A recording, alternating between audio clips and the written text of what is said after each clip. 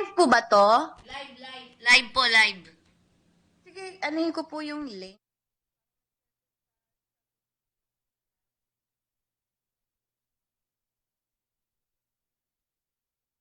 These may not be suitable for very young audiences. Parental guidance is recommended. Ang programang ito ay naglalabas ng sensitibong eksena at impormasyon.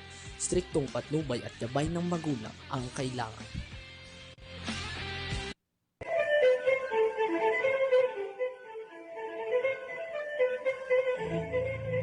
Babaeng migrante, may kakampi ka. Programang magtataguyod, kikilala at magbibigay halaga sa mga babae, ina, asawa, kapatid at anak na nakipagsapalaran sa ibayong dagat sa adhikaing mapabuti ang kalagayan ng kanilang mga mahal sa buhay. Babaeng migrante, may kakampi ka. Programang hatid ay makabuluhang pagsasabula, talakayan at impormasyon.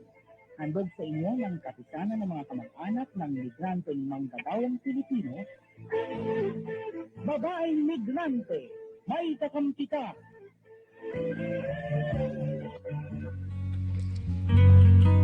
Okay, isang magandang araw po sa atin. Ito naman po yung lingkod, Feni Codemus, para sa ating babaeng migrante, may kakampi ka. And of course, meron tayong isang bisita.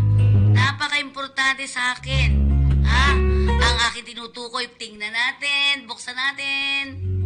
Ang ating magiging guest dito ngayon, walang iba, kung hindi si Miss Arian. Oh, saan na? Okay. Miss Arian, artista, di ba? Miss Arian, tama ba ako? Arian Blanche Rocha? Opo. Okay. Marami akong... Oo, maraming pera yung gano'n, di ba? Yan, sabi nga Seafaring Family International o si Pam, siya po ang chairperson. Ang ganda, no? Di ba? Ang ganda-ganda mo nga. Okay. tita. Miss, ano ba tong si Pam, Miss Arian? Ang Seafaring Family International po o CFAM ay isang NGO na itinayo po namin para matugunan yung mga pangangailangan ng mga seafarers and their families. Kasi ang ano po talaga natin, and when I say matugunan, hindi kami political, ganyan, walang issues, but more on strengthening the nucleus bond of the family itself. Kasi po, bale, we would like to call ourselves more of a safety organization. Kasi po pag pumupunta sa barko ang marino, ano ba yung pinakamahalaga? 'Di ba po yung safety niya? At kasama doon yung peace of mind niya na halimbawa on board siya, alam niya na yung asawa niya nasa maayos na kalagayan, may suporta at patuloy yung pag-grow as a person. Tapos, another part po doon is safety sa future, to secure the future. Meron din po kami mga programs or projects, financial fitness, tapos businesses, different business workshops para mahanap nila kung ano yung business na pwede nilang kumbaga swak para sa kanila pag time na nila magretiro. Kasi po hindi po forever ang pagbabarko. Yes. At hindi kahit sa land base, hindi naman forever, di ba? Sabi nga walang forever. Totoo yan, tita. Oo. At saka isang maganda, sabi nga natin, dapat maghandaan ang future. Maghandaan ang kinabukasan, di ba? Hindi habang panahon, ikaw ay bata. Yun lagi kong binabanggit din sa ating mga pidos, di ba? Ganyan. So, itong si Pam, ikaw ang chairperson. Ikaw ay may pamilya na din. Parang wala naman. Anong opo ka dyan? Naku, tita, ano na nga po ko, tita, nag-empty nesting na ako kasi yung mga anak ko at iniiwan na kami. Talaga? Opo. Oo. So, Miss Ariana, sabi na nga natin, sabi mo kanina, meron kayong mga proyekto, yung mga parang programs and services para sa ating mga pamilya na maiiwan dito sa Pilipinas, katulad ng seafaring, sa itong si FAM. Ang iyong inoorganisa ay pamilya ng mga seaman, seafarer. Yes po. Oo. Mapatatag natin yung pamilya ng mga marino at mabigyan natin ng sapat na suporta para pag tapos na yung kanilang career, hindi po sila matatakot. Yan. Alam nilang meron silang masasandalan. Yun. Ang tanong natin ngayon ay, bakit ba kayo nagtayo pa nito? Pwede naman kayong di na, di ba? Ano ba yung gusto natin? Gusto mo maging matatag, no? Yun. Opo. Oo. Yes. So, pero ma'am, ano ang sa'yo, nagbunsot, masyado malalim Tagalog ko, paano mo nagustuhang itayo ito? Ang Samantalang sipag. nananahimik ka, pwede ka naman manahimik na sa bahay, di ba? Pero bakit? Bakit natin ito napili na naman? Bago to Ano sa po? akin, panindinig, ha? Ano po kasi tita, nag-start po yan kasi around 10 years ago, challenge ako ng husband ko na mag-start ng association ng Seafarers Wives sa kumpanya niya. Yung kumpanya Okay. po niya ay CF Sharp Crew Management Inc. Mm-mm. So, ang gusto kasi niya na nakita nila ng kanilang isang ship owner na pag nasa Pilipinas yung husband, 'di ba? Parang naaapektuhan talaga yung pamilya kapag nag-o-onboard yung asawa kasi minsan 4 months, minsan 5 months, 8 months, as long as 9 months na yung wife or yung husband na hindi marino naiiwan lang na mag-isa, parang to hold the fort, kung tawagin. So, nag-start po ako dun sa CF Sharp. Ano nga tita, nung first na nagtawag ako ng meeting, 3 wives lang yung pumunta. Dumating, Kasi oh. syempre hindi nila alam kung para saan, 'di ba? Ganyan. So, eventually napadami na namin. And ngayon, ano na ako tita, umiikot na po ako sa Bohol, sa Iloilo, sa Bacolod, sa Cebu. Nakaikot na po ako doon para i-promote yung yung sa wives. And then na-invite po ako ng Norwegian Seafarers Union na mag-facilitate po ng workshop sa cruise seminar nila. So yung mga wives po doon, hindi po lahat taga CF Sharp. Dalawa lang po yung taga CF Sharp doon. So pagkatapos po ng workshops, may mga nagtanong, paano po ba makasama? Tapos may mga marino nagsabi, sana sila din daw po makasama. Hindi lang yung wife nila. Tsaka sana hindi lang taga CF Sharp. So sabi ko, you know what, there's a need for that. Kasi we can see naman na lalong-lalo na sa panahon ngayon, many marriages end up broken. And lalo na yung sa marino, yung pamilya ng mga marino. And then meron pa pong study yung ICE1 na around meron po kasi silang suicide hotline. And Suicide yung hotline? Opo, yung ICE1, International Seafarers Welfare. Ano po siya, international organization. And sabi niya tumaas ng 40% yung mga tumatawag sa kanila. O, hindi na po suicide hotline, but yung parang hotline po, nade-depress ka, ganyan. So meaning, there's a need kasi there's depression sa mga marino, tumaas siya. And it even,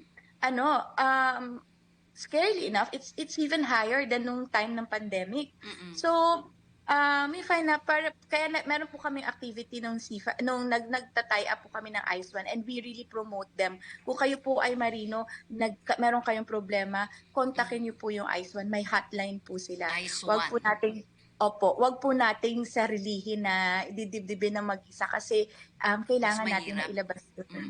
Opo. So, kaya po yung natin na, sige, let's form this NGO na magkaroon tayo ng, we learn from them, and then at the same time, we build a community na we feel safe in. Kaya po tita, pag may mga activity po kami ng wives, meron akong pinapabasa sa kanila na yung I commit to keeping this space safe for everyone, na yung kung ano yung maririnig namin during our gathering, hanggang sa amin lang. Hindi pwedeng lumabas. Yeah, tama, And then tama. respect yung isa't isa. Pag nagsasalita yung isa, wag kang you wait for your turn. So, dapat talaga no judgment. Yeah, oo, tama. Pero napakaganda niya kasi napakarami ng seafarer, di ba? O syempre, Opo. pamilya niyan, maiiwan dito, ang dami, di ba? Pero sa mga programa nyo, parang organizing work yung isa, no, ma'am? Di ba? Parang ganun, no? Opo. Tapos yung susunod yung ma'am dyan ay livelihood. Parang mga narinig sa'yo kanina, pang livelihood. Opo. Diba? So, sa Opo. livelihood, ano na ba mga nagagawa niyo po ngayon? Matagal na, by the way, ang CFAM ba ay matagal na? Wala pa pong 1 year ang CFAM. So, ang dami niyo nang ginawa, ano? Diba?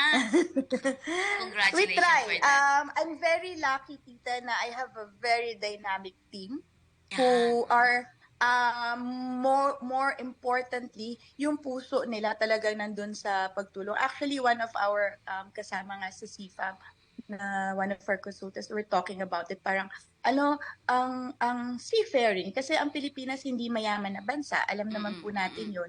And tayo, yung mga pamilya ng Pilipino, natatrap tayo sa cycle kung saan yung anak ang nag-aalaga dun sa parent, tapos siya yung kakarga pag tumanda na yung parents, which is very, very noble. But at the same time, every time you do that, natatanggalan mo ng pera yung anak mo para sa sarili niyang retirement. So, nagiging cycle yun. So, pag hindi ready yung anak mo sa retirement niya, yung anak naman niya yung sasalo sa kanya. So, kaya yung sinasabi, your children are not your pension plans. Yes. And the best gift you can give to your children is to secure your own retirement. Para hindi ka maging mabigat sa mga anak mo dahil sila din mismo may mga financial challenges din yan, magiging financial challenges, at saka they have to prepare for their own retirement. So, opo. So ibig sabihin, dito kayo nagsimula din, ano? So, tapos ano pa yung mga activities nyo na nangyari? Parang, kung kayo ay 1 taon pa lang, dapat taga-ayos-ayos pa lang, no? Nag-iisip-isip pa lang ano magagawin natin. Pero kayo, nagdire-diretso na. Ano? Gusto ko yan. So, swerte ako maano talaga yung team ko. So, dito, ay, pero ano na kayo, no? Naka-register na kayo. Opo. Ang galing talaga. So, ito talaga pinagplanuhan nyo, di ba? So, ang tanong natin ngayon sa inyo, ano ba ang mga nakikita nyong problema pagdating sa usapin ng pagsakay ng barko, tapos may iwan yung pamilya dito? Ano yung nakikita nyong nagiging problema, kadalasan? Well, number 1 talaga na challenge sa mga seafaring families ay ang communication. Yes. And I'm not talking about yung sa internet kasi mga ship owners, very conscious sila to provide internet connection sa mga crew nila para maano sa family. But ang ibig ko sabihin sa communication is like what I said earlier na sa yung tipong halimbawa kayo po may issue po, may sama kayo ng loob sa asawa nyo. Tapos iisipin mo, ay hindi ko pwedeng i-open up sa kanya yun ngayon dahil on board siya. Okay. Ay, oo, Hindi namin totoo mapapag-usapan na maayos, 'di ba? Tapos pag umuwi naman yung asawa nyo, iisipin nyo naman, hindi namin pwedeng pag-usapan ngayon yung sama ng loob ko kasi kakadating lang niya. Sayang naman, mag-aaway ba kami? 'Di ba? Kakarating lang niya. Tapos pag paalis na, yun naman na rin, paalis na yung asawa. So parang nangyayari, nagiging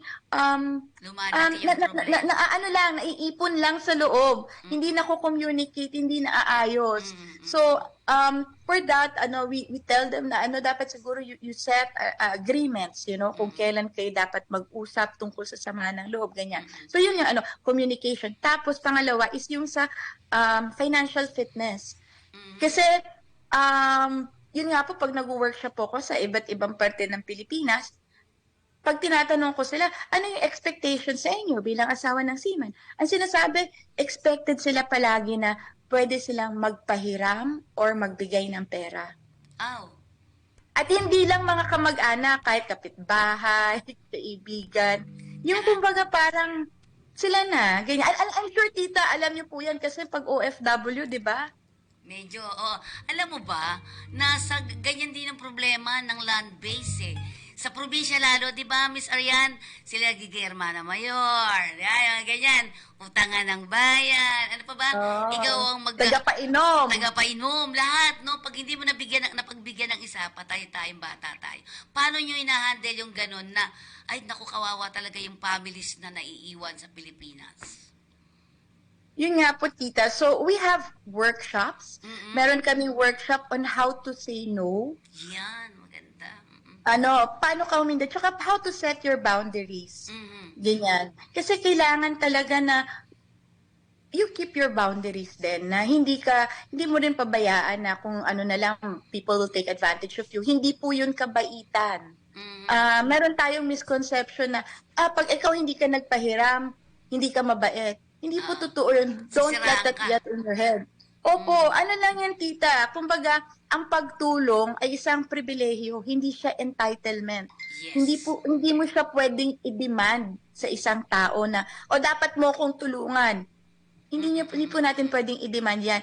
And kayo po, kung kayo yung nasa end na hinihingan or hinihiraman ng pera, isipin nyo na lang po, every time naglalabas po kayo ng pera, kumukuha po kayo ng pera from your retirement.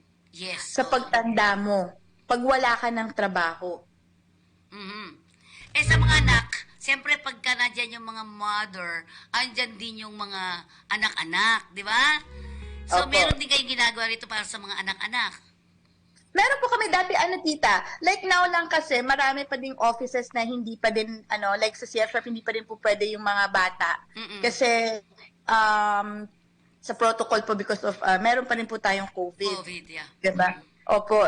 So, dati, nagkaroon kami ng basketball with, Vince Quezon. Talaga. Yung basketball player po. Oo, Tapos meron din paborito ko kaming yun. meron kaming workshop kung saan yung mga bata, nagkaroon po kami ng speaker na Marino, ini-explain niya kung ano talaga yung trabaho niya doon. Para hindi maisip ng mga bata, pag nasa abroad yung tatay ko, namamasyal lang siya.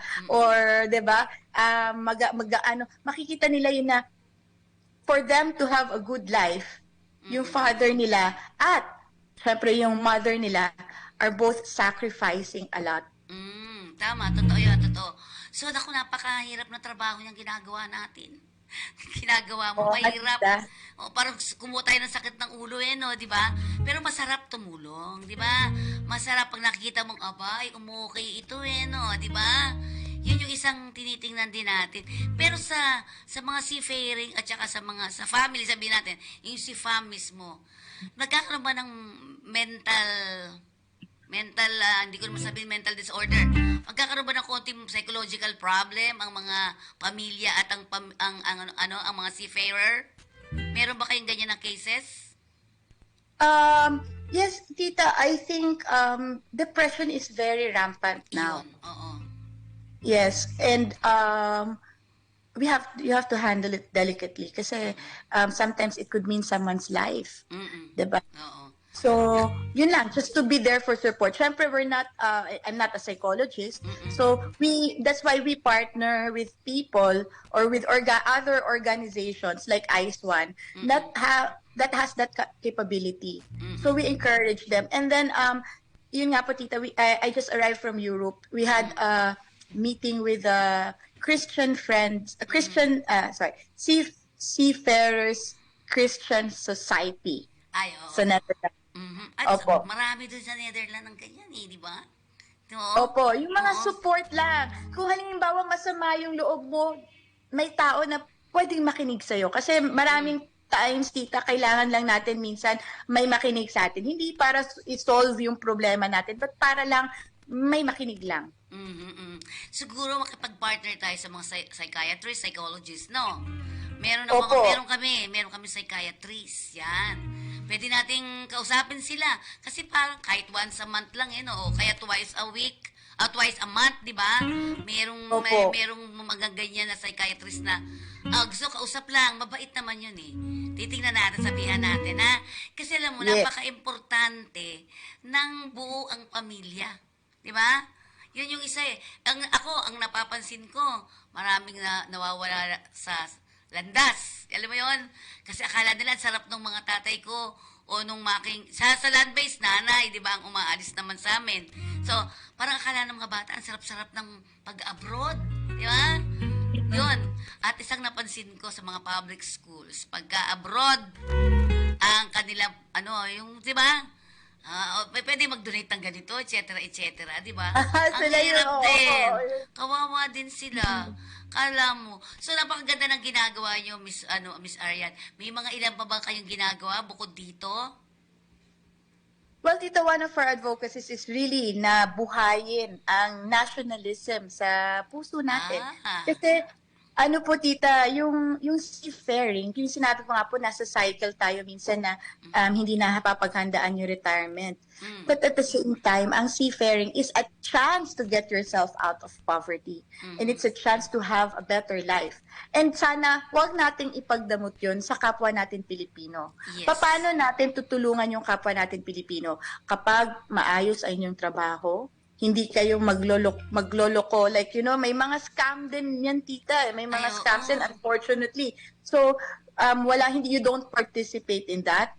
Kasi kung pupunta po ang marino, kapag pumunta ka ng barko, hindi ka si Junjun, hindi ka si Boyet. Oo. Pilipino ka. Yes. At Oo. dala mo yung susi for more opportunities for more Filipinos. And that's part of nation building. Palaguin natin yung kabuhayan ng ating mga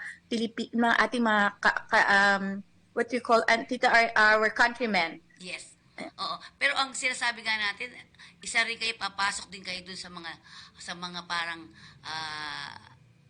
livelihood, di ba? Para sa ating Yes po. mga migrant workers, especially Yes. ang mga sea base, di ba? Opo. Alam mo kami sa land base, nahirapan kami sa pagtatayo ng ganyan. I think sea base pa nga ang pwede kasi organisado na kayo di ba? Organisado na kayo, hindi katulad nung sa land base, hahanapin mo pa sila, mag-ayos pa, gano'n. Pero sa inyo Mas talagang, challenging nga po. mas organisado ang land base And especially, madali makapagpatawag ng pamilya. Di ba? Mas madali. Kasi sila ay organisado din. Aayusin mo Opo. na lang. At saka nasa money agencies po. So, halimbawa, like for example, nung Women's Month celebration or nung baking and entrepreneurship mindset setting. So, tatawagan, communicate with money agencies and sila na yung magpo-communicate. Papadala. Oo nga, di ba? Opo. Ang cute. Opo. Ay, gusto ko makasama sa ganyan. Pagsamahin natin ng land, ang tawag dito, si fam ka. Ako, land fam. Opo, Yan, diba? maganda. Kasi isa lang yung layunin natin maorganisa natin ang pamilyang naiiwan dito. Di ba? Yun yung isang Opo. maganda. Ayaw nating masira ang pamilya dahil lang sa pang-ibang bansa. Di ba? Yes, tama, tita. Kaya nga po nag-ibang bansa para sa pamilya, di ba? So, sana hindi siya maging cause, 'di ba? Meron din pala tita, we have pag dito namimigay rin po kami ng free na books written by so generously donated by Reverend Martin Otto. Siya po yung chaplain sa port ng Hamburg. So, meron siyang Seafarer's Mind. Meron ding How to be a Successful Seafarer. At ito, How to Avoid Temptation. Oy, bigyan mo kami yan. Opo, tita. Ang books. Alam niyo, napapansin ko, pag nandito ako sa opisina, talagang paghapon namimigay ako, maraming lalaki ayaw tumanggap ng how to avoid temptation. Bakit kaya? Kasi nasasaktan sila. Hindi tinatamaan sila, di ba? Oy, sabi nitong isang nag-ano sa atin, yung CF Sharp daw ay talagang kilalang-kilala na. Thank you po.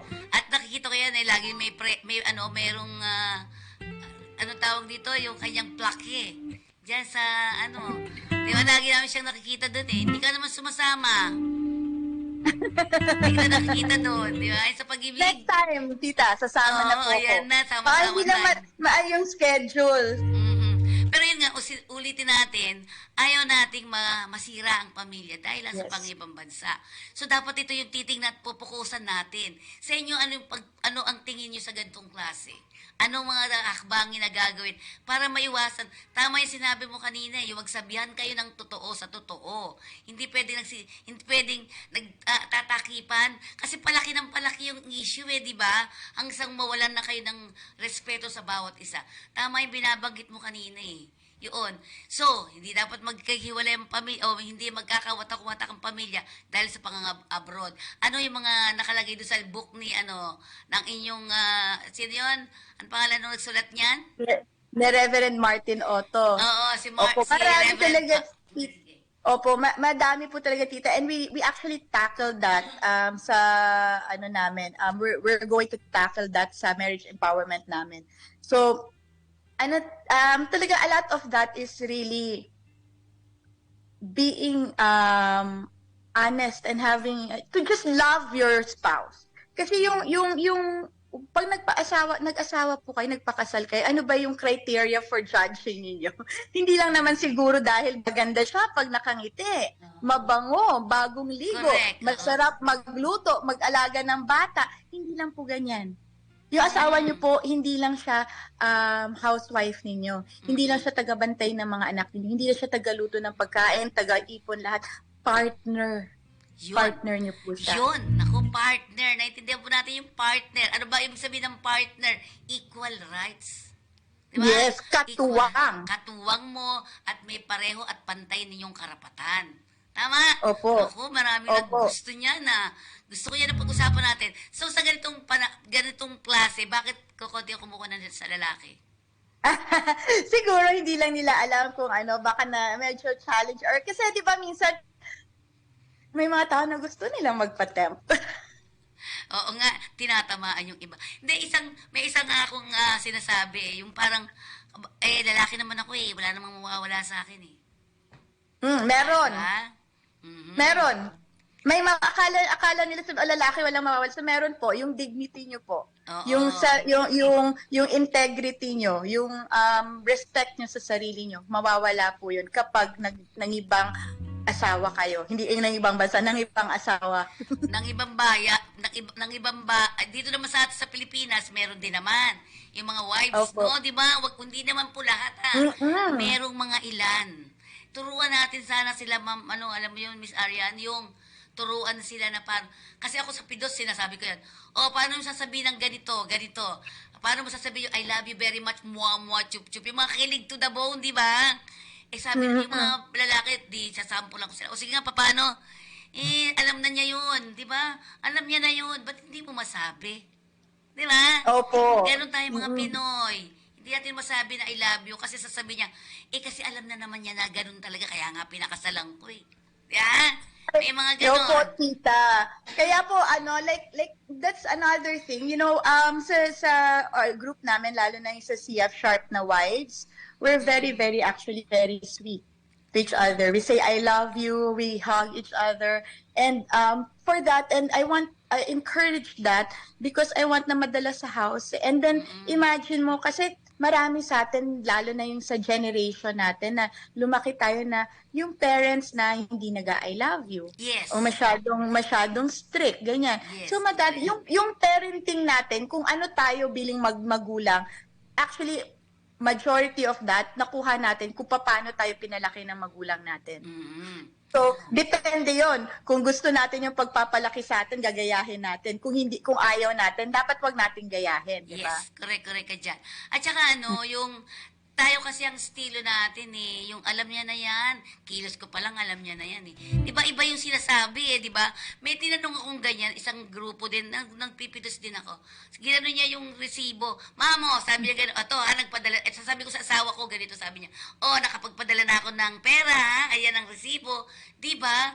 Sabi ko nga, hindi lang naman paperahan ang kailangan ng mga naiiwan dito sa Pilipinas. Di ba? Isang kilig to the bone lang na word dapat yan solve ka na. Di ba? Opo. Pero yung tita, kaya meron po tayong tinatawag na love language. Dapat pag-usapan nyo, ano ba yung love language? Halimbawa, ikaw, asawa ka, minsan sabihin mo, ayaw mag-I love you ng asawa ko sa akin. Pero, pinagsisilbihan ka naman. Pinagluluto ka, pinaguhugas ka ng pinggan. Baka yun yung love language. Baka ganun niya, sa ganoong paraan niya pinapakita yung love. Kaya we talk about that.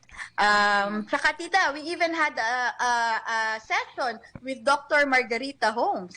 Nagkaroon kami ng sex, Paborito love, ko yan. and marriage. Gusto ko yan. Alam mo yan, nakasama ko yan sa Amsterdam, si Holmes. Ay, wow! Oo, Amsterdam. nagkasama kami yan dati. Bata pa kami noon. Umakit kami ng barko. Sabi niya, tingnan mo ha, takot sa atin yung mga yan umakit kami ng barko. Pagdating sa taas, di ba, macho-macho naman yung ating mga nagtatago Opo. naman sila, nagtatago. Sabi niya, o tingnan mo, sabi niya, tayo umaakit, di ba, tago sila. Kasi alam nilang tatamaan sila sa atin. Ay, ganun. Pero maganda. Ako, I would like to congratulate Miss Arian sa ginagawa ninyo. Kasi kami, siyempre sa amin, kulang namang din kami ng team na maigi. So, ang ginagawa lang namin, yung counseling, at saka yung konting, yung mga forum-forum. Pero sa inyo, napakalaki kasi napakalaki din ng grupo ninyo eh. Di ba? And ako salamat may katulad mo rin. Di ba? Kaya gusto ko makipag-partner kasi nakita ko yung mga proyekto ninyo maganda. Di ba? Oh, thank you, tita. Tita, we need to start somewhere. Marami may mga nagsabi, masyado kang idealistic. You know, Yes. kasi we want to give, we want love. We want to spread love. And sasabihin, masyadong cheesy, masyadong idealistic. But, syempre, alam mo, tita, lahat ng ginagawa natin ngayon, hindi siya para sa atin. Para siya sa future generation. Yung mga ginagawa natin ngayon, yung effect nun, or kabayaran kung masama yung ginagawa, ang future generation na yung makaka-experience nun sila. So, yun ang isipin natin. We are paving the way for our children and our future descendants. Yes, totoo yan. Gusto rin natin ma-change medyo yung ating yung mga susunod na generation, di ba? Kasi ang seafaring ay talaga nandiyan yan, trabaho talaga nila yan eh. Hindi katulad ng land-based na after 3 years wala nang trabaho ulit, balik na ng Pilipinas. Sa inyo, dire-diretso yan di ba? Sa ngayon ba, kamusta ang seafaring industry? Kasi medyo may There was a konting problema, Opo, there was a time when it dropped to 14% na lang. But then now, at least kahit papano, medyo nakakabalik na tayo sa mga 20%, sabi nila. And it's sad na marami tayong graduates, pero konti lang ang job Oo, ang opportunities. daming schools. Di ba? Oo, bakit kaya? Sorry na itanong ko to. Well, if you own a school without any intention of securing na magkaroon ng program o makapag-OBT yung student mo, then maybe ask yourself, ano yung intention mo for opening up a maritime school kung hindi ka naman din magiging in compliance. Diba? So siguro dapat yung sila yung mga school owners magtanong sa sarili nila, ano ang intention mo dito? Kasi hindi siya biro yung pagkakaroon ng school. Maraming hopes and dreams. Maraming mga tao na mga parents na nangutang para mapag-graduate yung anak nila. Binenta, Kaya alam mo, ano-ano. tita, ayaw kong pumunta sa graduation ng maritime school. Ako rin Kasi po, ang sakit eh. oo, nakikita ko yung dito sa Miami, sa Pasay, ang dami ng maritime school dyan, naka-uniform. Ang ganda ng uniform, mabibilib ka talaga. Tapos sabi ko, nakakaawa naman kayo. Mga ganun ako minsan. Kasi alam ko na yung nangyayari. Ang daming hindi pa rin nakakapagtrabaho. Bakit kaya? Miss Arian? Kasi tita, may surplus of graduates tayo. Every year, sobra. around 20,000 yung graduates. Wow. But out of that, swerte na kung 5,000 doon Ang makakakuha ng trabaho. Unfortunately, dahil din sa corruption, medyo natatalikuran tayo ng ibang ship owners kasi para sa kanila, kumbaga, kaya nila kinuha yung Filipinos kasi aside from magaling magtrabaho is mas mura. Tapos, magkakaroon ng magugulat sila, ay sandali, ito pala kailangan kong bayaran ng 2 million. Ito pala kailangan kong bayaran ng 5 million. So, nag-accumulate siya. So, Anong ibig sabihin nun? Anong ibig sabihin nun? Tita, sa abuse ng seafarers compensation, pag halimbawa na-repatriate, may sakit. Di ba merong na 120 days. So, may iba na talagang lumalapit, nagpapaloko sila sa mga ambulance chaser. Na, sige, kasuhan mo tong ship owner mo. Ay, hindi naman sila yung magbabayad niyan dahil may insurance. Hindi po totoo yon. Kasi yung ship owner, yung pera nila, ano yan eh. Kasi wala namang mag-i-insure na sa seafarer kasi delikado siya. Plus, hindi rin siya, kasi magbabayad lang ng magbabayad yung ship owner. Tapos kung walang mangyari, di hindi magagamit. So, meron silang tinatawag na P&I Club. Na kung saan doon yung mga ship owners, yung pera nila nandoon. Tapos yung tao na nila, yun na yung magdi-disburse kung sino yung bibigyan ng compensation. So kapag naaabuso yun, tumataas yung premium syempre ng ship owner. And that can mean millions. Okay. So, opo.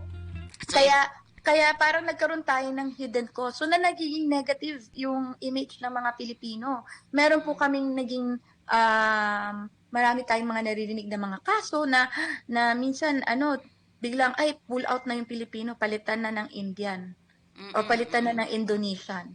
Kasi Ayun po yung- mas maganda ang nila sa takbo, yung hindi naman magagaling yan, mas magagaling ang Pinoy, di ba? Mas magaling ang Pero Pinoy. yung presyo na tinatawag. Opo, tsaka tita yung mga labor cases na hindi totoo, yung mga fake, na fake labor cases. Oo. 'Di ba? Yung sa atin kasi kung talagang sorry for the term, kung talagang ginagago kayo ng company, go ahead. Paglaban mo yung karapatan mo. Pero kung alam mong hindi ka na tama, kung alam mo na hindi totoo yung kaso mo, huwag mo na ituloy kasi hindi lang ikaw yung maapektuhan, hindi lang yung company mo, kundi pati yung mga future, yung mga Pilipino, yung mga batang kadete na nag-aaral pa lang Oo. para maging marino. Sila yung naapektuhan. Oo nga. Opo. Oo. Kaya, ito, hindi ko kasi alam yung, hindi ko alam eh. May nagsasabi na, hindi ko na rin kung sasabihin ko sino yan. Bakit yan, marino naman yan talaga, bakit siya kumikiling sa mga sa mga money agency. Parang ganon. Kasi, katulad na binabanggit mo, di ba? Minsan hindi naman daw totoo. Hindi totoo sinasabi nitong si Ferrer na ito. Kaya nasisira tuloy yung iba. Sorry ha, pardon po, doon sa mga hindi naman po lahat. Kaya lang narinig ko lang ito. Hindi po lahat. Oo, hindi lahat. Actually, tita, if you think about it, less than 2% nga lang yung mga nagloloko. Pero yung impact nun. Yung impact mas malaki, nun. no? Kasi tita, gaya po na sabi ko, pag pumasok yan, halimbawa nagloko si Junjun, hindi naman si Junjun yung nagloko eh. Pilipino yung nagloko. Yes, correct ka dyan. Yun ang sinasabi ko parate. Diba? Totoo Opo. yan. Oo. Kaya yung iba na tumutulong-tulong, kunyari, di ba? May mga lawyer na tumutulong. Uy, sige, asuwa mo yan, ganito, Tapos, ganito yan. nila, before you know it, ang masakla pa nun, tita, halimbawa, ma-awardan ng 5 million pesos yung Marino. Hindi sa kanya mapupunta lahat nun. Siyempre, oo. Yun yung napansin ko. Sabi ko, alam, Opo. kano kinita mo? Kalahati lang. Mga ganon. Opo. Sinong naapektuhan nun? Diba? Yes, tapos ang masakla pa, tita, kapag naghabol yung ship owner at napatunayan na talagang walang kaso at mabaliktad yung kaso, Patay ka doon. yung Marino ang magbabayad ng buong halaga kahit hindi napunta sa kanya yung buong halaga. Tsaka kung ako yun, sasabihin ko, hindi na lang ako dyan kukuha. Di ba? Kahit po magaling siya, kung makukwarta naman ako ng ganyan, yun ang dapat nating tingnan. Paano nga ba may iayos siyang ganyang sitwasyon? Miss Arian, medyo nababahala ako sa ganyan ha. Paunti tayo ng paunti. Noon, ang ganda-ganda ng takbo ng ng seafarer, di ba? Ng seafaring industry. Ngayon parang nakikita ko parang, puro aral na lang ng aral. Pansin mo yon? Aral ng aral. Pagdating dito, magte-training. Pero may nakita akong isa. Kasi ko to manugang ko Para sabi ko, hindi ka ba magte-training?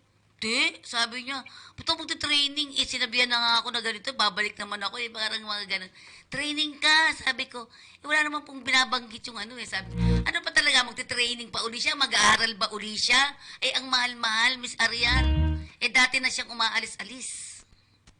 Tita, meron po talagang requirement to update yourself. Actually, it's now, being discussed. Kasi meron namang mga trainings na hindi na talaga dapat. Actually, okay, malalaman niyo yung training niyo. Pasensya ka na, bukod sa family. Kasi may mga nagtatanong lang. Sige. Opo, talagang dapat pag sinabi, hindi porke sinabi ng crewing manager mo na yan yung lahat ng gagawin mong training, dapat i-double check mo. Kasi yung mga trainings na required talaga ng government, yun lang yung babayaran ng Marino. Pero yung mga extra trainings, pag halimbawa yung ship owner sinabi na, eto, magdagdag ka ng training sa ganito, sila magbabayad dun. Ganun. Hindi, yung iba Yung ship nagbabayad owner sila. magbabayad nun. Kaya nga, Okay. minsan kasi may corrupt din na crewing manager na may kakunsyabang minsan na training center. Dito. Sabi, mag-training ka muna dito. Hindi na malalaman. Tapos yung nasa taas, yung may-ari ng agency, hindi Nagbayad. rin niya malalaman yun. Hindi niya rin malalaman yun. Kasi hindi naman siya yung nandun eh. Diba? So kung walang magsusumbong, hindi rin malalaman. Opo, kaya yun, Tama. check niyo. Opo, kasi yung mga extra trainings na yan, covered po dapat yan ng ship owner. Yun. Kaya para sabi, wala namang binabanggit sa akin. Merong ilan, pero libre. Sabi ko, saan ka nakakita ng libre? Hindi po, talagang libre yun. Yung pala tama. Yun ay kung gusto kung sinabi sa kanya nung kanyang Opo. ship owner. Or babayaran- principal. Oo, yung principal niya ay nag-training to, pero sabi ko, magkano bayaran mo? Wala po. Nagtataka ako, ba't wala kang bayad? Baka hindi totoo yan. Yung pala ang may nagbabayad, yung ship owner. Opo. Ayun. Unless, meron din po na, halimbawa, gusto nyo mag-promote.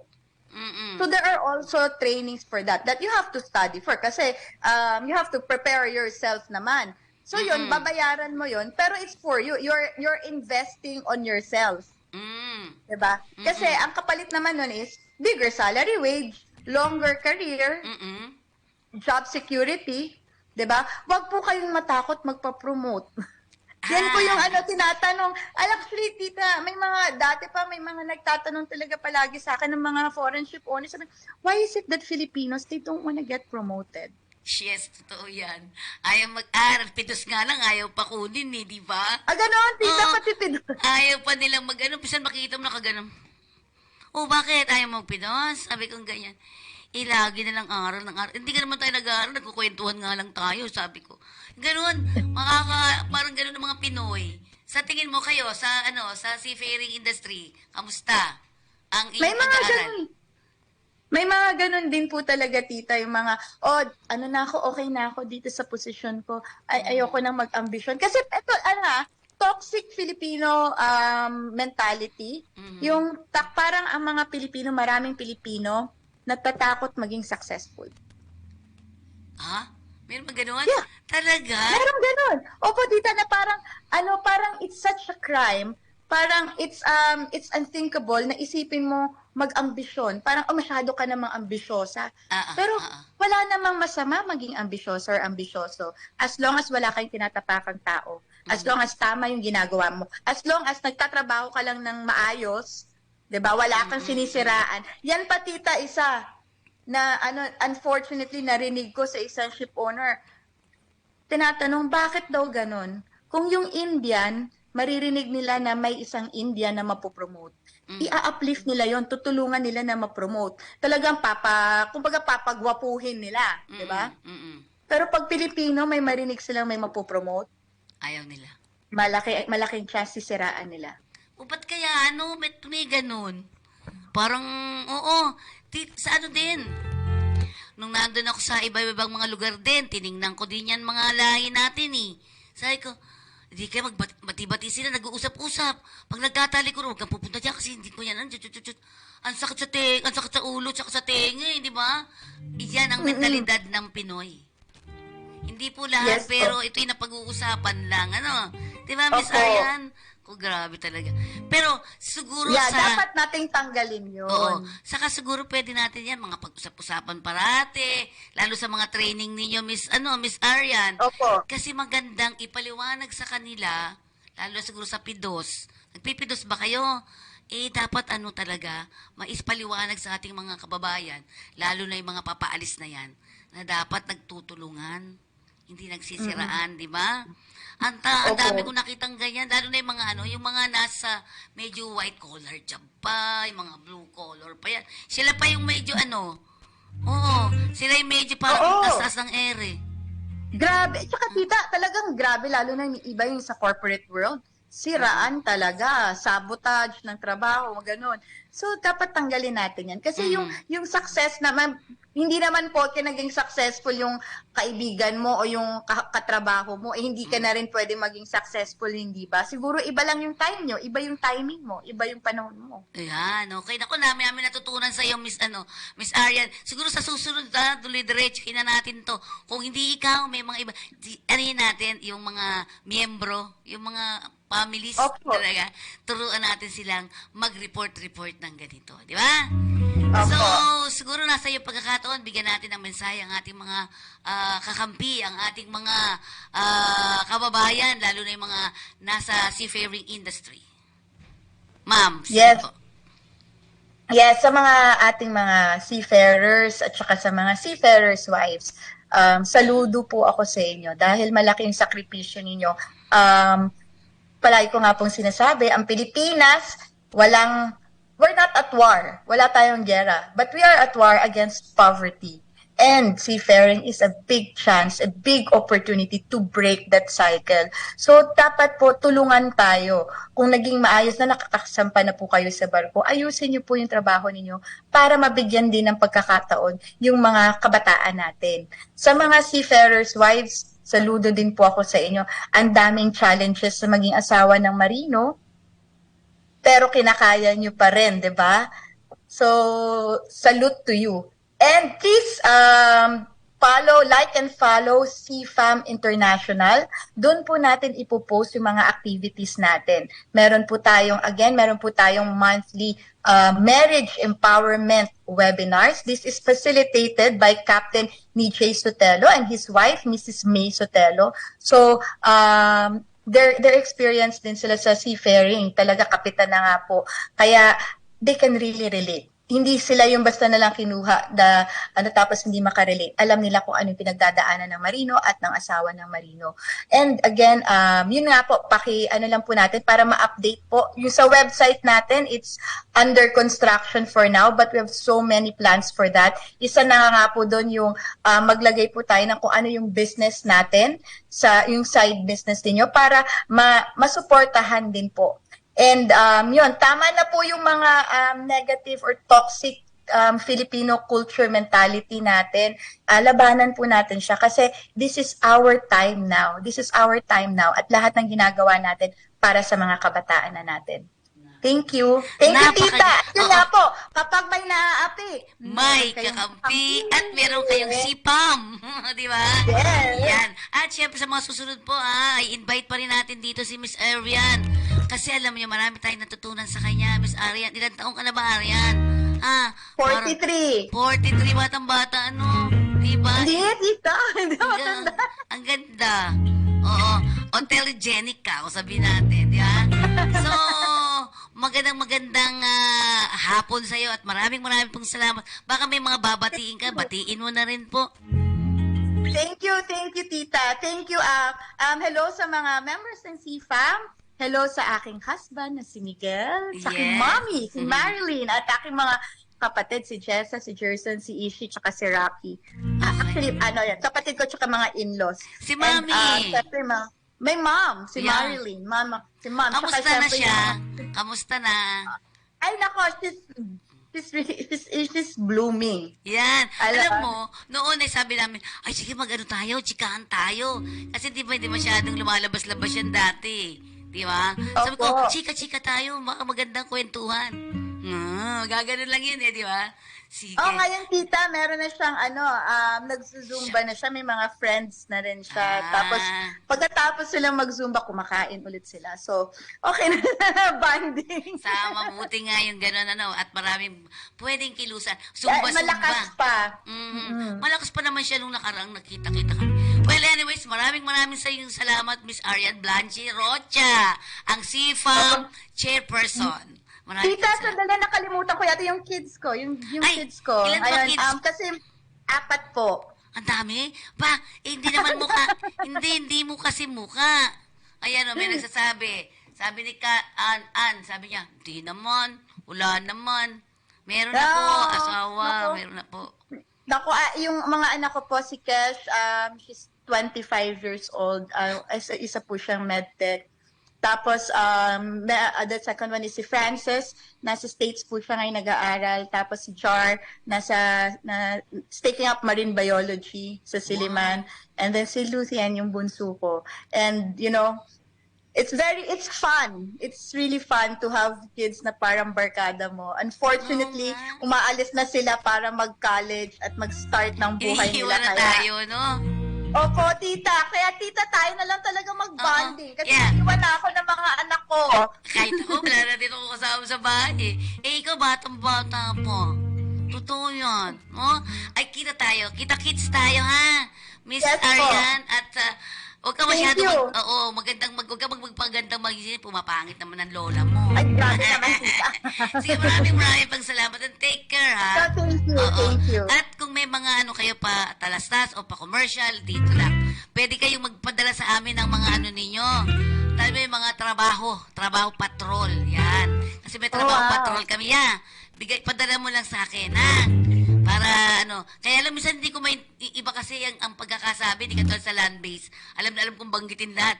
Pero pagka, medyo mahirap, yung sa inyo. Oo, tita, minsan on the spot, ano ba to, Gar?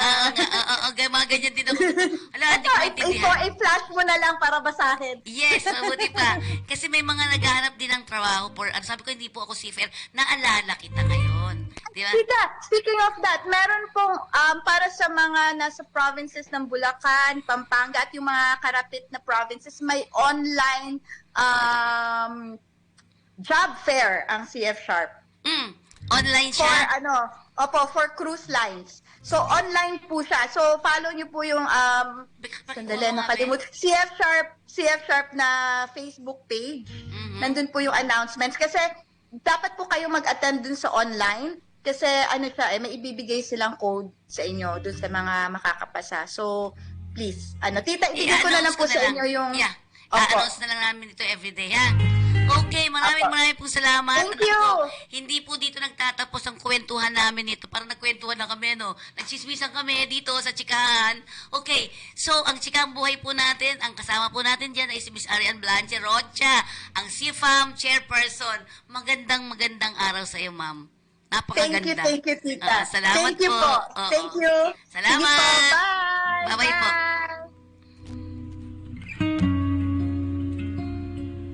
Nako, napakagandang kwentuhan, diba? Dito sa ating babaeng migrante may kakampi ka. At syempre, of course, ayan, kapag may naapi, may kakampi at may CFAM na kayong kasama ngayon. Diba? Para siyang artista, Dennis? Okay, maraming salamat din po sa lahat ng nakapanood dito sa ating programa. At syempre, marami kayong makukuha sa atin dito.